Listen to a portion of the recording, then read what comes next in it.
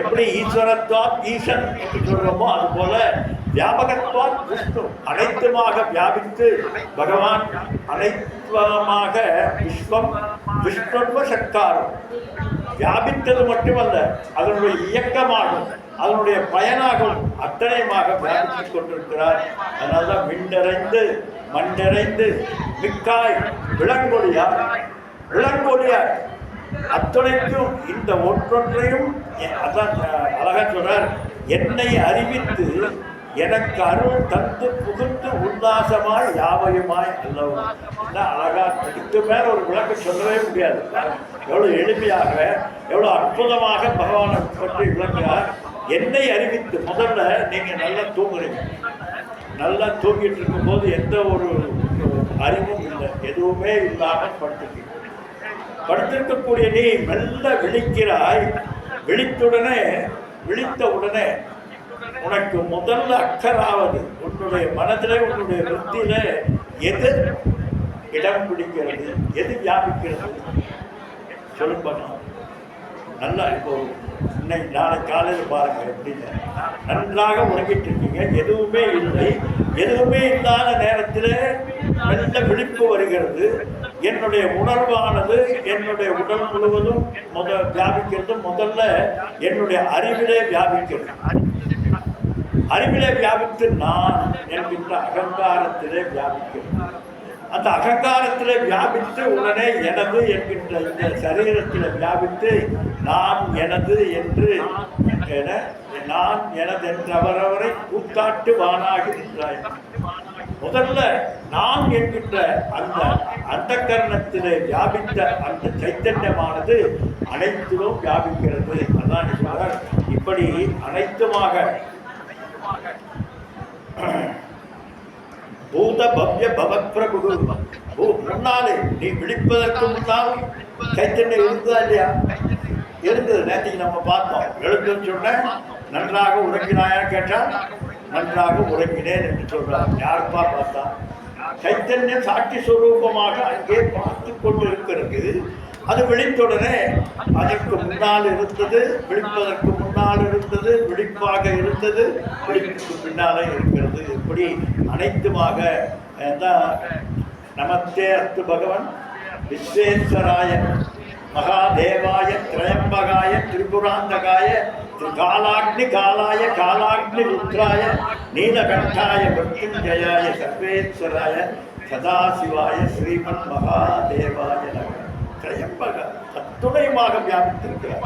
நமஸ்தே அஸ்து பகவன் விஸ்வேஸ்வராய விஸ்வத்திற்கு ஈஸ்வரனாக, மகாதேவாய தீப்தத்வா தேவம் இந்த பிரபஞ்சத்தை காட்டுகின்றவராக, பிரபஞ்சத்தின் ஒளிபெறச் செய்பவராக, திரையம்பகம் மூன்று உலகத்திலும் திரிபுராந்தகாய அதுக்கு அப்பாற்பட்டும், காலாய காலமாக காலத்தினுடைய காலாக்னி ருத்ராய காலத்தை ஒடுக்குகின்றவனாக, காலத்தை வியாபிக்கின்றவனாக அத்தனையும் இருக்கக்கூடிய அவரை நீலகண்டாய தன்னுடைய கழுத்திலே இந்த விஷத்தை தாக்கிக் கொண்டிருக்கக்கூடிய உன்னை நான் வணங்குகிறேன். எப்படி எல்லாம் ஒவ்வொரு வார்த்தையிலும் அற்புதமாக விளக்கி கொண்டிருக்கிறது. எதை விளக்க முடியாது.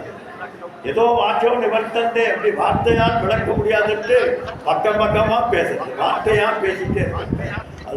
அதான் பகவானுடைய தனித்தன்மை. அப்படிப்பட்ட உன்னை நின் பெரு சீர் வளர்ச்சி என்று சொல்றோமே, அப்படிப்பட்ட உன்னுடைய பெருமையை என்னால் பேச முடியாது. எப்படி சொல்றது? எப்படி பாடினரோ அப்படி பாடினர். எப்படி பாடினரோ பெரியவங்களா இந்த ஞானிகள் எல்லாம் உன்னை எப்படி பாடினரோ என்று எனக்கு தெரியலையா, நான் அதனால் அப்படி பாடுகிறேன், அவ்வளவுதான் எனக்கு முடியும், இதுக்கு மேல என்னால் பாட முடியாது என்று சொல்றேன். அப்படி நின் பெருஞ்சீர் ஒப்பில்லா உயர் மணி விளக்கு ஓமை இல்லை. அவருக்கு இப்படிப்பட்டவர் அப்படிப்பட்டவர் என்று சொல்ல முடியாத தன்மையில இருக்கக்கூடியவர். அப்படிப்பட்டவரை நான் எப்படியப்பா இந்த சரீரத்தை வைத்துக் கொண்டு, இந்த மலமான சரீரத்தை, மலமே வடிவான சரீரம் பாருங்க, ஏதாவது ஒன்று உபயோகமாக ஒன்றும் எனக்கு பின்னால் சொல்ல பாரு. இந்த தோலை போத்துனால தப்பிச்சேன்னா இந்த தோல் மட்டும் இல்லாட்டி கதியனாக அத்தனையும் மலம் பூரா மலம் வெறுக்கத்தக்கதாக அத்தனையும் சேர்த்து ஒரு மூட்டை கட்டி வச்சிருக்க இந்த சரீரம்.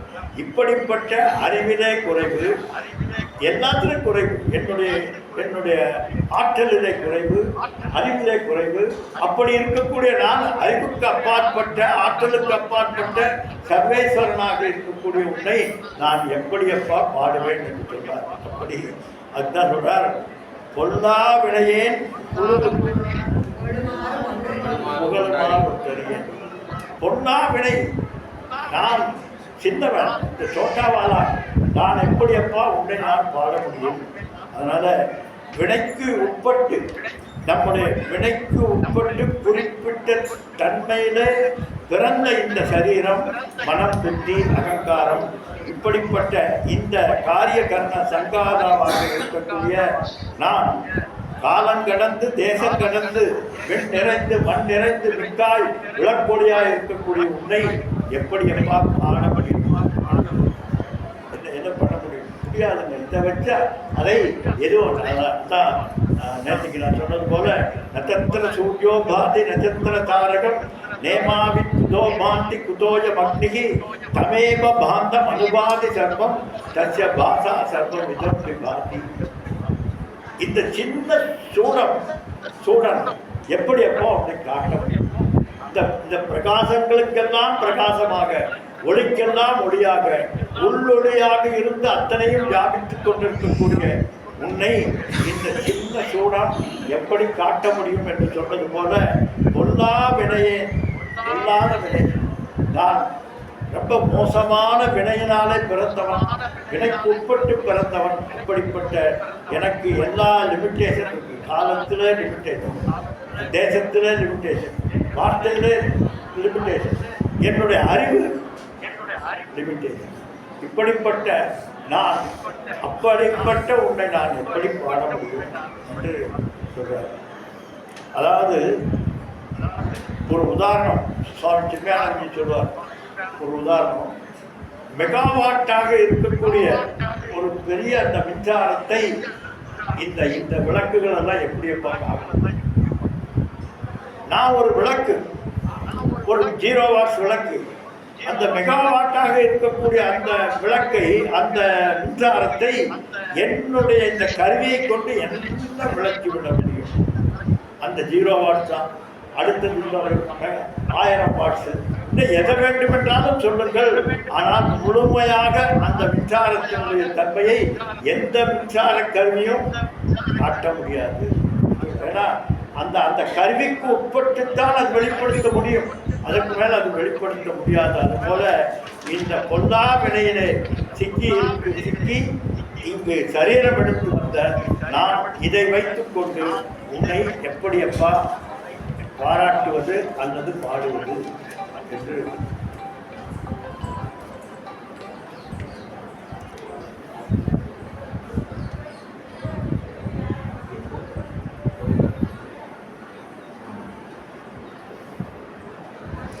இந்த வினையானது நமக்கு புல்லாகி பூடாகி புழுவாய் மரமாய் பற்குருகமாகி பறவையாய் பாம்பாகி கல்லாய் மனிதராய் பேயாய் கணங்களாய் வல்லசுரராகி முனிவராய் தேவராய் செல்லா நின்றையின் தாவர சங்கமத்துள் எல்லா பிறப்பும் பிறந்து இழைத்தேன்.